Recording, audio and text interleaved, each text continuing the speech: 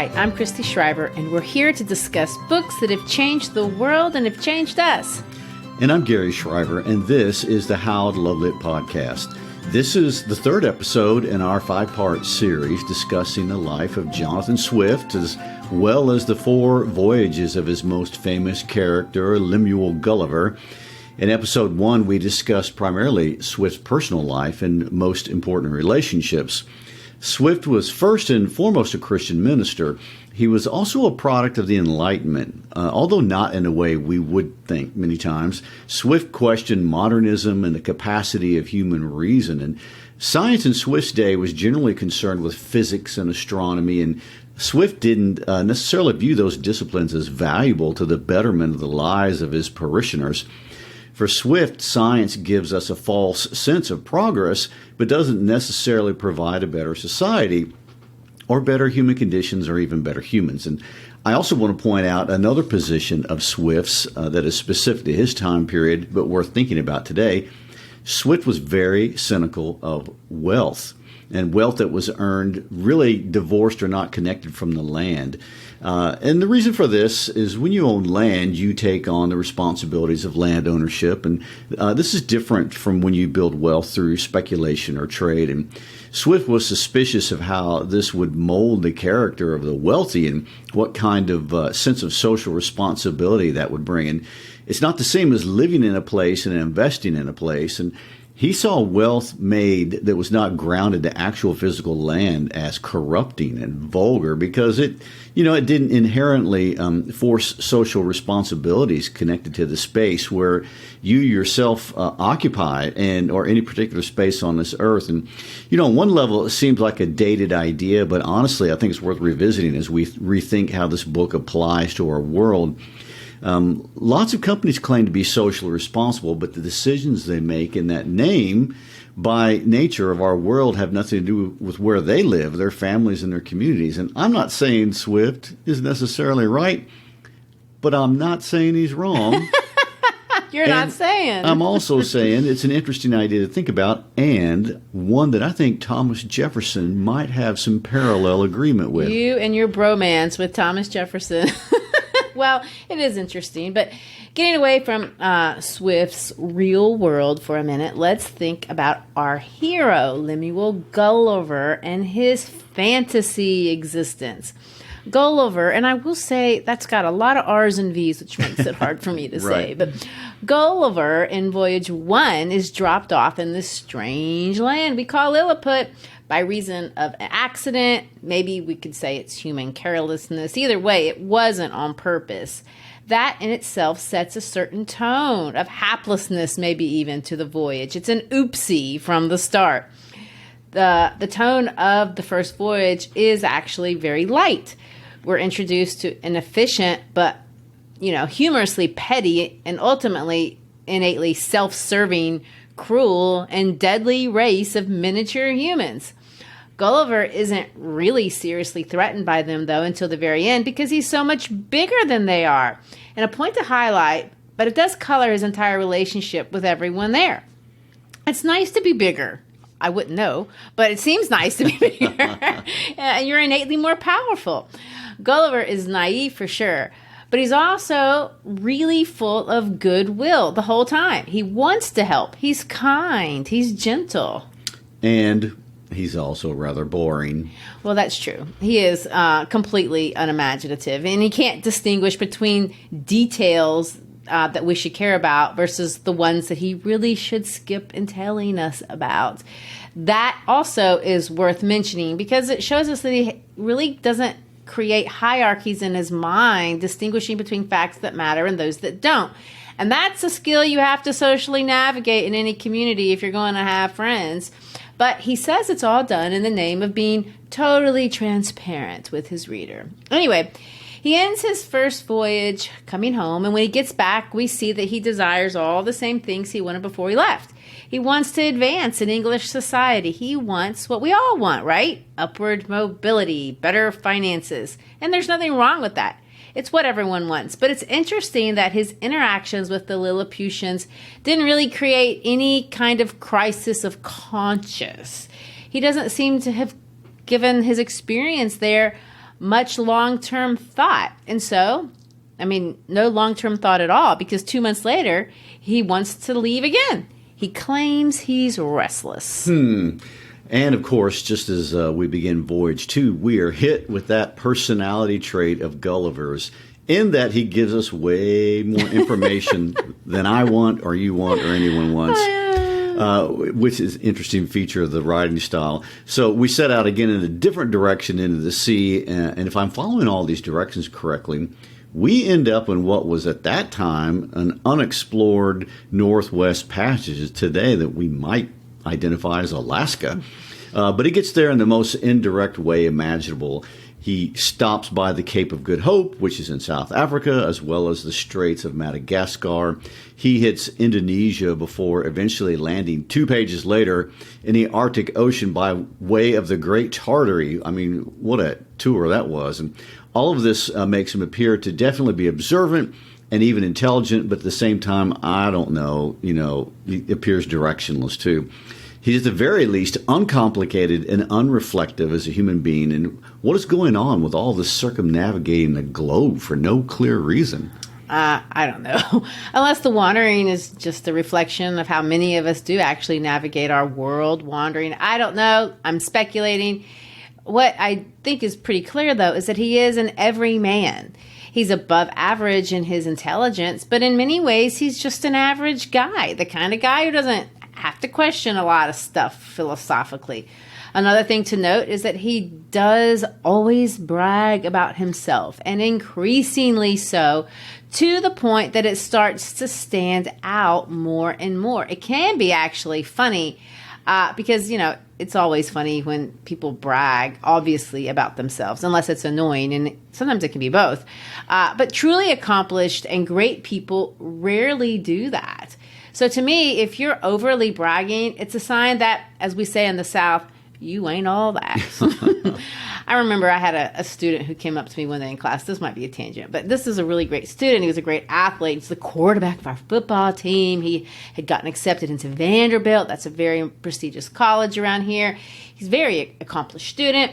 The problem was he knew it. In fact, he thought he was more accomplished than he actually was. He's still in high school. So one day he comes up to me and he says, "Mrs. Bronner," that was my name at the time, "I learned something about myself yesterday." And I replied, "Really? What did you learn?" And he said, "I learned that I'm amazing at all the sports." And, I said, "You're amazing at all the sports?" And he said, "Yes. After school, I went outside and played tennis, and I was surprised that I was immediately amazing at it. Then I understood. I'm amazing at all of them." And I said, "What else could I say?" Wow. Mm-hmm. But, it made me laugh. Poor guy. He is good at sports, but he's not a pro athlete. He's smart, but he's not Einstein. And I don't recall that he played any college sports, even though he was amazing at all sports. No, he didn't. Well, he is a Lemuel Gulliver, slightly accomplished, but really unreflective and unwise. What a character. Exactly.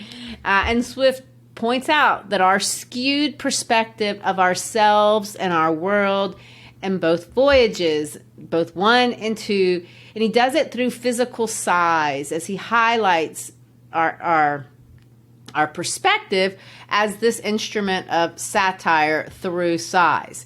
Now, I want to remind us what satire is. Satire is when we use humor.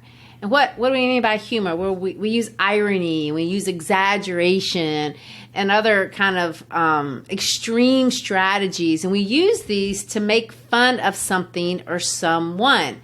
But we can make fun of things and not be satirical. We can make fun of things and be cruel. Satire is characterized because the point of poking fun is to change our perspective, to make something look ridiculous because we want to create positive changes. He thinks we can't see something, or Swift thinks we can't see something, so he wants to exaggerate it to the point that we can no longer be blind to it like we've been before. So that's what motivates a satirist, not just the laugh, not just the humor. Every parody movie isn't satire. Most of them aren't. But before we get into Voyage 2, let me say this, and I think it's worth pointing out again. Swift gets darker with each adventure, and we see this introduced when Gulliver arrives at each land. In Voyage 1, it's an accident. In Voyage 2, he's stranded there because of the cowardice of his shipmates. You pay attention when we get to Voyage 3, he's captured then abandoned by pirates. And then Voyage 4, his crew mutinies, seizes his ship, and then leaves him on the island. So this is a darker and darker progression that we're supposed to notice. I would say that does get darker and meaner by degrees. As do the voyages themselves. Here, Voyage 2 is set up to be the antithesis to Voyage 1. It's the exact opposite. And the irony works on a couple of levels. So there's one way to read this voyage very personally. In what way does my size in the world affect how I look at humans around me, especially those who are smaller than I am? And now, again, we're talking metaphorically. So we can think about this book and how our metaphorical or maybe even our physical size informs our understanding of the world. And I know that, when I say size matters, I'm throwing out some sexual innuendo, and that's on purpose. That's a nod to Swift because that's as far as we're going. This man loves him some sexual innuendo in Voyage 2, but don't get excited because this podcast will not point it out. If you're interested in that, I don't blame you. It's quite interesting. You're going to have to go read it for yourself, students. Some of you are sitting in class. So, size alters our perspective of the world. Well, another word for that might be stature. Our place in this world absolutely colors how we understand the world around us. In Lilliput, Gulliver has power whether he thinks about it or not because he's big, he's enormous, and he operates from a place of kindness and gentleness because he can afford to. This is not the case in Brobdingnag. Try to say that 3 times fast. Brobdingnag. I was lucky to get it right the first time. Because of his size, Gulliver is stripped of all of his personal power. Yes, and when that happens, he's stripped of other things as well. He's stripped of his masculinity, of his sexuality, and ultimately his humanity that isn't even acknowledged by most of the people there. He's looked down as a lesser being. And even if they treat him with kindness, and they do, doing that is an innate cruelty because you're not viewing another person as an equal. And what's more, because of how this world is structured, he can never have stature in this society. So in this case, it's literally a physical impossibility. Today, many of us complain, I don't have enough opportunity, or others may have more opportunity than I do, and that's probably true. But that's not the same as having a zero. Swift takes away not just his stature, but all future potential of ever having any. And we're going to see him strive for respect from the beginning to the end. So the question emerges on a personal level. How does something like that affect a person? What if you had no promise of growing, no possibility of professional growth or respect, no possibility of any equal relationships in your personal life, no possibility of being anything but a joke in your community? What does that do? Because this is Gulliver's reality. He ultimately finds physical comfort. He lives in luxury at one point. But he will forever be insignificant, small, and by virtue of that, vulnerable, always at risk of endless, unforeseeable threats, which ultimately takes him away. What a huge perspective shift from Voyage number 1. Another thing Swift notes is that because he's small, he sees other people's flaws in ways those of equal status can't see them. It's ugly, and there's nothing he can do about it. In fact, he doesn't even want to see it, but he does. Yes, and again, this is where Swift makes it funny by using sexual humor. I mean, who really wants to see a cancerous breast up close? But Gulliver's world is very dangerous, and it's unpredictable. In order just to survive, he has to find within himself a lot of moral courage, a lot of physical courage. And this is something he really didn't have to do in Lilliput. Life is harder. It requires more intelligence to live in a world where you are insignificant. It's easier to live if you're powerful. It also requires a lot harder work and more risk-taking. The only reward he ever receives for all of this hard work and courage is not dying. He's never going to be a Nardak or a Duke in Brobdingnag, so, there's no upward mobility. It's an interesting perspective for Swift to try to really enforce at this point. Yes, and this is the world from the lowest rung, and Swift ultimately concludes with a strange perspective that the smaller you are, the meaner you're likely to be, which as a small person, I very much resent. But it's also not Gulliver's starting place in chapter 1, because here at the beginning in Brobdingnag in chapter 1, he says this: human creatures are observed to be more savage and cruel in proportion to their bulk. In other words, the bigger you are, the meaner you are. Which could I expect but to be a morsel in the mouth of the first among these enormous barbarians that should happen to seize me? Undoubtedly, philosophers are in the right when they say that nothing is great or little otherwise than by comparison. But is that true? We really don't get a straight answer on this. This disproportionate size thing is a two-edged sword, and the people of this land are disproportionate too. They are 10 times our size, and in some ways they really are enlightened and better people than we are. And we'll see with Gulliver's famous discussion with the king in chapter 6 that they are more rational in their social structures. They seem to have a higher sense of personal morality. They don't war with each other. Their laws are simple and less corrupt, and, they don't eat Gulliver. Thankfully. You're right. In fact, let me read how they pick him up. With the caution of one who endeavors to lay hold on a small, dangerous animal in such a manner that it shall not be able either to scratch or to bite him. Except Gulliver's view of them is like a microscope. He sees everything in way too much detail. So if we see ourselves in these giants, what we can obviously observe is that we're only, beautiful people if you don't look too closely. And we're only good people when we recognize each other as equals, but when we don't, we aren't. And I only bring this up because as a historical curiosity, the microscope was something that was new to emerge during Swift's time period and would have been very much on his mind. And here in the story, Gulliver is a microscope. So are you saying that it was invented during this period? Oh, no. 2 Dutch inventors invented it back in 1590. But, as with all technology and inventions at first, they're not accessible normally except to maybe the scientific community. And what's interesting about the microscopes during Swift's lifetime is that they eventually became easy to afford and very common, a lot like cell phones of today. And in the beginning, only tech people had them, then only rich people had them, then everyone got one. That's the same thing with microscopes in the 17th century. And during Swift's life, they were popular with women.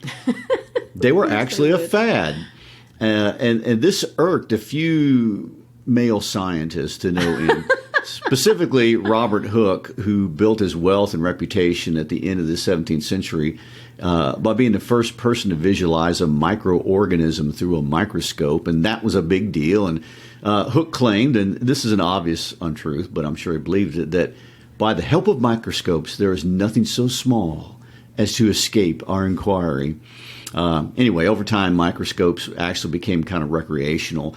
They were affordable, they were portable, they were fun. Women were buying what they called pocket microscopes. And in one of Swift's letters to Stella, he says this: I doubt it will cost me 30 shillings for a microscope. And then he goes on to describe it like I might do if I were buying you something you couldn't see. So he says, shall I buy it or no?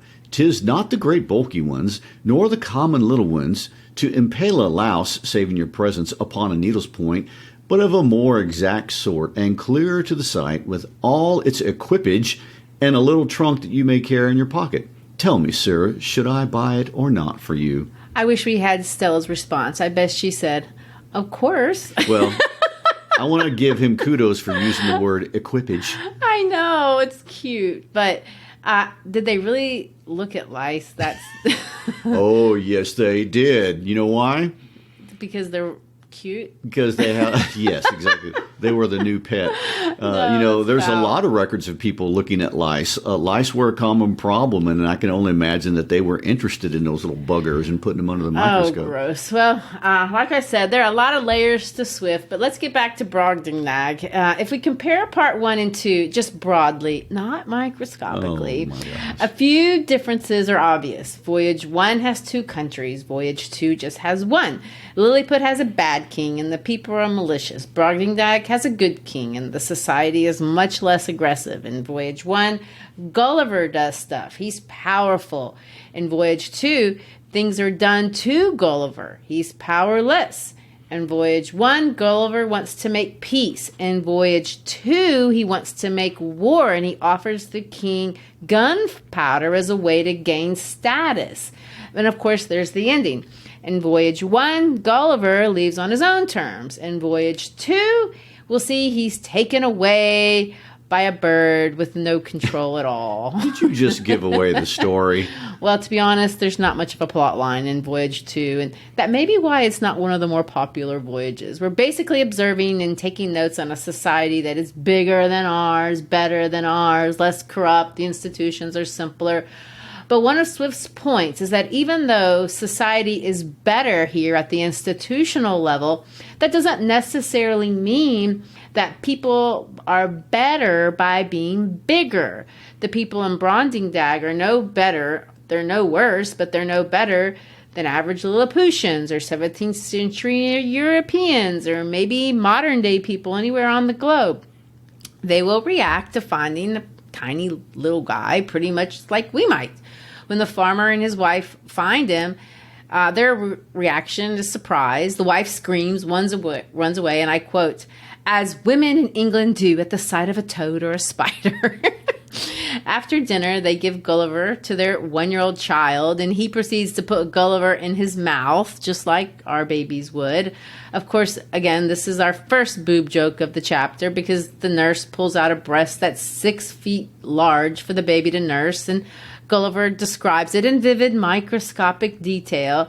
I guess that's a nod to all of the microscope obsessed girls around. But anyway, they treat Gulliver kindly, but they objectify him immediately. And when they do that, they dehumanize him. And that is what Gulliver hates more than anything. Well, it's what all of us hate. If we can't have our humanity, then nothing else matters. Well, I get it. I mean, I remember never looking my age when I was a kid, and every once in a while someone would come over and pat me on the head. I hated that. I can still cringe. Well, by chapter 2, Gulliver has been given to the farmer's 9-year-old daughter, Glumdalglitch, which translates into being little nurse, but, she's 40 feet tall. Well, and let me point out, she gives Gulliver a name, Grildrig. And this name is another example of Swift amusing himself with endless wordplay. Because if you say Grildrig fast enough over and over again, it's supposed to sound like girl thing. So Gulliver in Voyage 2 is a girl thing. He's a doll. He's a toy. I know we could get into discussion of misogyny in the text, and there's tons of articles that do that, but no. There's no question that Swift for his day holds women in high regard, and that's not the point we want to make. But there's also no question that women in his society were definitely lower than men. So being a girl thing, a grildrig, would not be something any man would ever want. Swift mocks women on equal terms with mocking men for sure, and I don't know. It's fair play. For Swift, women are not protected species. They're fair game, and we can see this with some of the humor in the text. Well, and we see the good farmer does what we all do. When we view others as things lesser than ourselves, he exploits them. He doesn't even think about it. He doesn't see treating Gulliver as the same as everyone else, and Gulliver isn't the same. He's lesser. When he realizes people will pay to see him, he takes Gulliver on the road, and Gulliver performs 10 times a day, and everyone loves his act, and Gulliver's learned to talk, and people love that. He's a sensation. In some ways, it kind of reminds me how Elvis Presley's manager treated him, put him on the road until he couldn't do it anymore. Well, yeah, except Elvis loved it. I'm not sure Gulliver's having any fun. Well, true, there is that. And Gulliver works to the point that the farmer thinks he's going to die. And the queen wants to buy him anyway, so Gulliver is sold for 1,000 pieces of gold. Now, let me add, Swift hated slavery in all of its forms, and Gulliver is a slave, even if he's going to be living in a palace and being tended to by a nurse. The queen observed my coldness, and when the farmer was gone out of the apartment, asked me for the reason.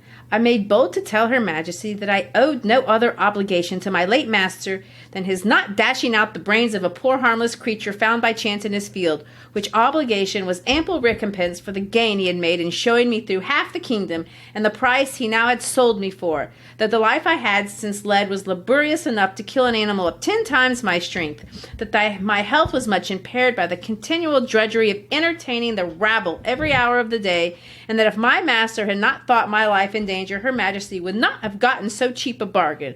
But as I was out of fear of being ill-treated under the protection of so great and good an empress, the ornament of nature, the darling of the world, the delight of the subjects, the phoenix of the creations, he sounds like a Lilliputian.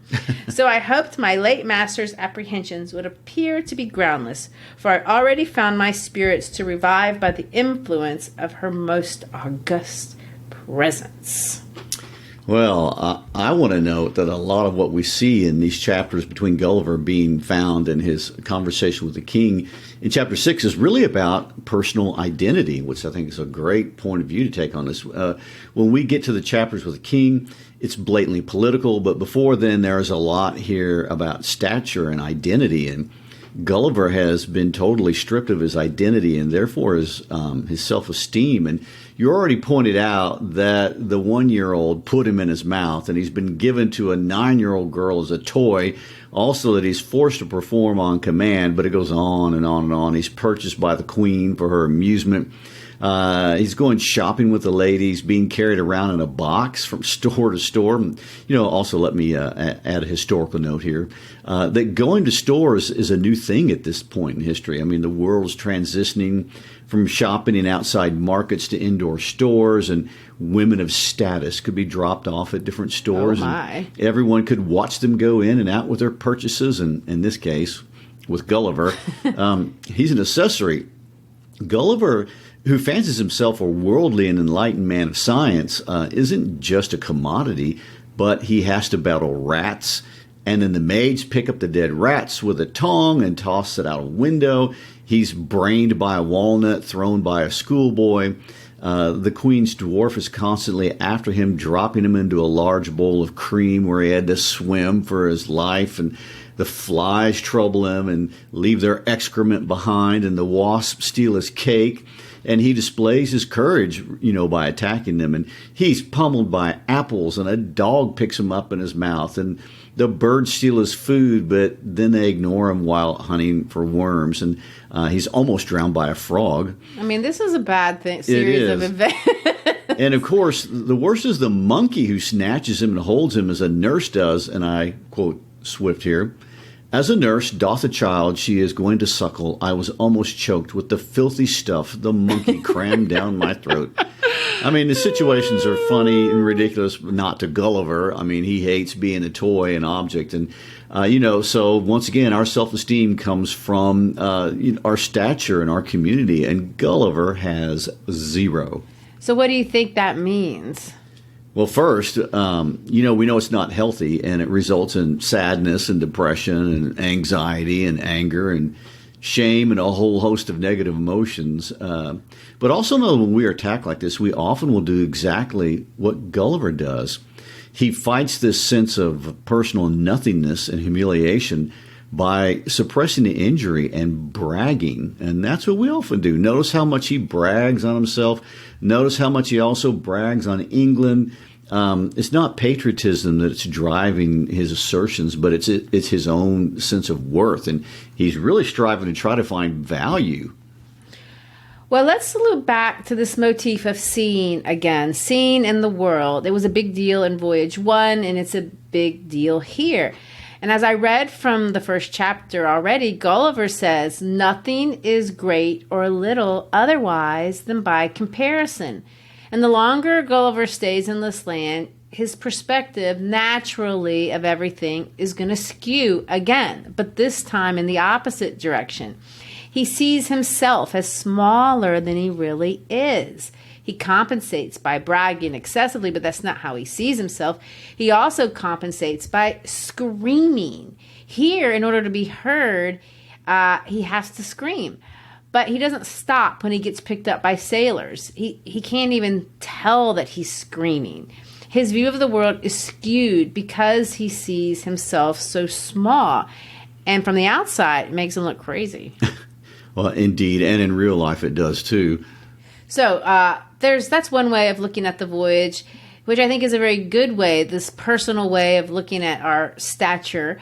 But it's not the only way. And I think Swift had mostly in mind the politics of the second voyage. And it's not about political parties. It's not about rivalries between countries. This time it's about how a governing body treats its own people.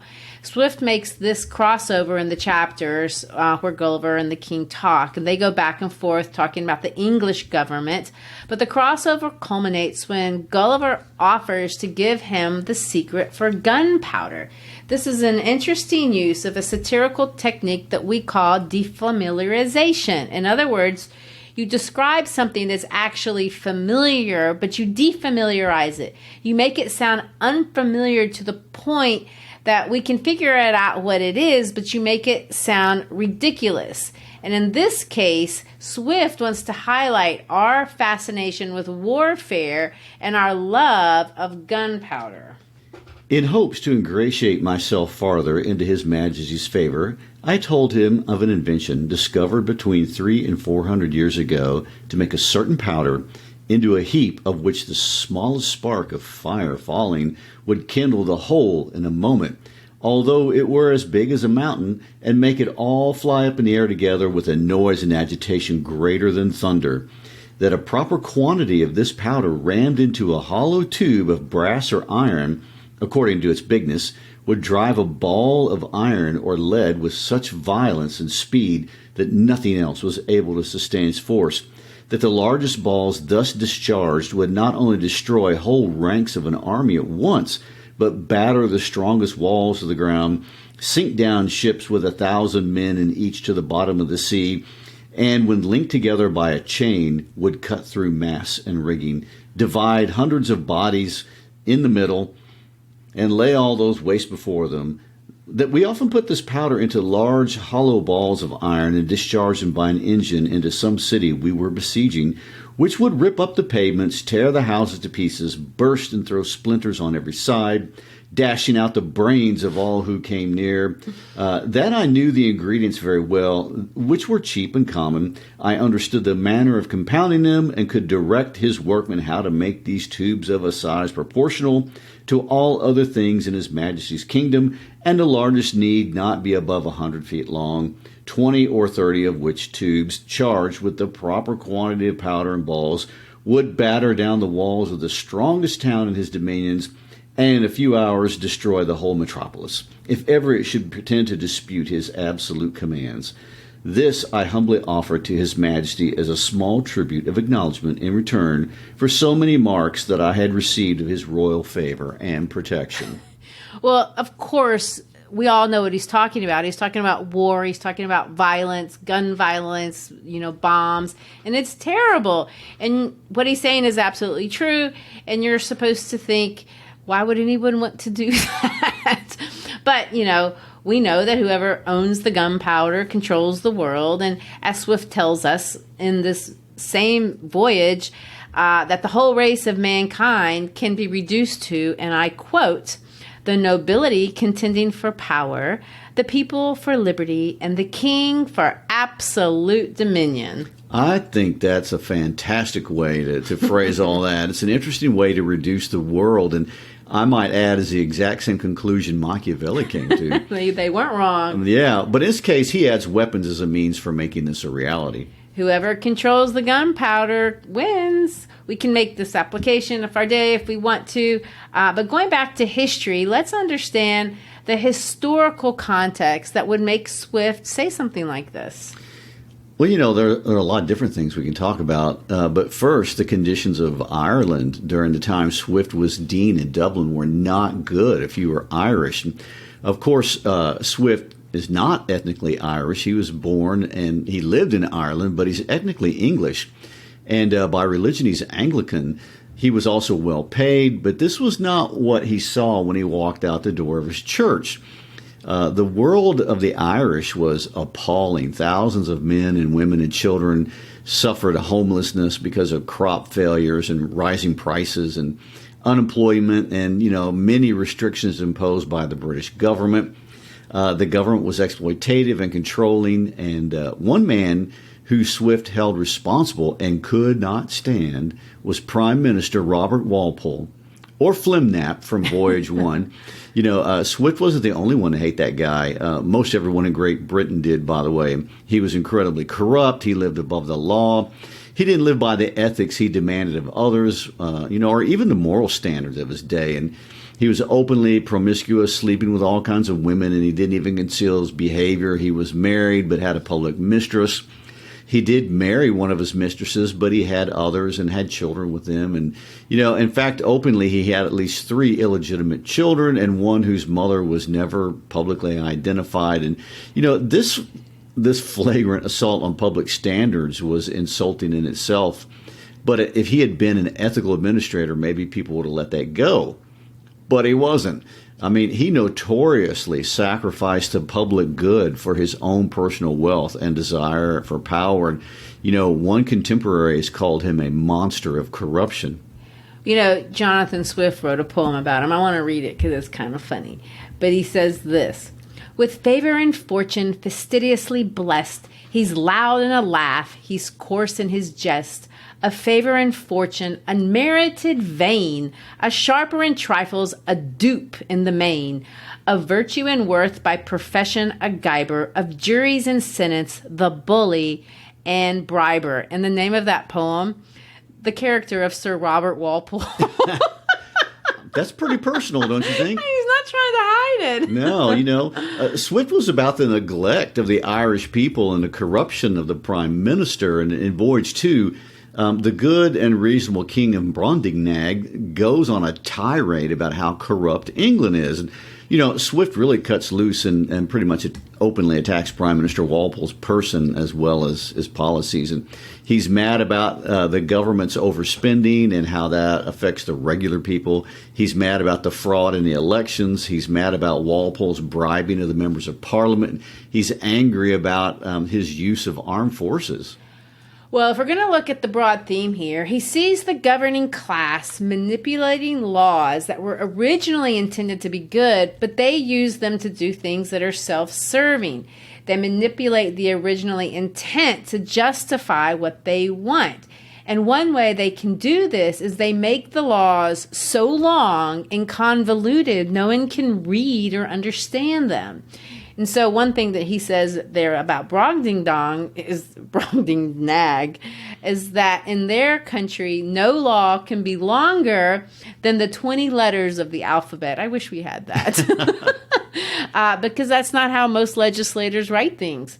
Swift attacked the practice of the long and laborious and confusing laws. And he says, and I quote, "Nature was degenerative in these latter declining ages of the world and can now produce only small abortive births in comparison of those in ancient times." He said it was very reasonable to think that not only that the species of men were originally much larger, but they also must have been giants in former ages, which, as it is asserted by history and tradition, it hath been confirmed by huge bones and skulls casually dug up in several parts of the kingdom, far exceeding the common dwindling of men in our days. He argued that the very laws of nature absolutely required we should have been made in the beginning of a size more large and robust, not so liable to destruction from every little accident of a tile falling from a house or a stone. For this great way of reasoning, the author drew several moral applications useful in the conduct of life. So, there he goes. He's attacking short people again. Except, obviously, he's being metaphorical. It's metaphorical, and the king's conclusions are really Swift's conclusions on the state of affairs in his own home country. Yeah, I think this is the passage that everybody knows from section 2. This is the end of his conclusions. My little friend Grildrig, you have made a most admirable panegyric upon your country. You have clearly proved that ignorance, idleness, and vice are the proper ingredients for qualifying a legislator, that laws are best explained, interpreted, and applied by those whose interests and abilities lie in perverting, confounding, and eluding them. I observe among you some lines of an institution which in its original might have been tolerable, but these half erased and the whole wholly blurred and blotted by corruptions. It doth not appear from all you have said how any one perfection is required toward the procurement of any one station among you, much less that men are ennobled on account of their virtue, that priests are advanced for their piety or learning, or soldiers for their conduct or valor, or judges for their integrity, or senators for their love of their country, or counselors for their wisdom. As for yourself, you who have spent the greatest part of your life in traveling, I am well disposed to hope you may hitherto have escaped many vices of your country. But by what I have gathered from your own relation, and the answers I have with much pain wringed and extorted from you, I cannot but conclude the bulk of your natives to be the most pernicious race of little odious vermin that nature ever suffered to crawl upon the surface of the earth. Wow. I think I can see why people have kind of skipped over this voyage. It's a bit of a diatribe. Well, yeah, it does. He goes on, but I will say it ends on a softer note. The whole last chapter is about him getting home, and it's kind of funny. He gets rescued by sailors after being stolen by the eagle, as you've already pointed out. His perspective is so skewed. He sees everything as being much smaller than it really is, including himself. He yells. He calls everyone pygmies. He hugs his wife at her knees. He couldn't even see his daughter because he's always looking 60 feet in the air. Well, I notice he's also made another financial fortune on this journey as well. Oh, yes. Always climbing upward. At least that's how he acts, even if that is not how he talks about himself. Sweet Gulliver. He still doesn't make good judgments. Well, next voyage he'll have another shot at it. Let's see if it gets better. But for now, thanks for listening to our discussion on Gulliver's time in Brobdingnag. I won't miss trying to pronounce that name. No. As always, look for our listening guides on our website if you're a teacher or a student of English. And please share about our podcast with a friend today or this week and give us a good rating. Check us out on YouTube or Spotify. Subscribe. And if you like merchandise, get yourself a magnet for your fridge or a sticker for your computer at howtolovelitpodcast.com. Peace out.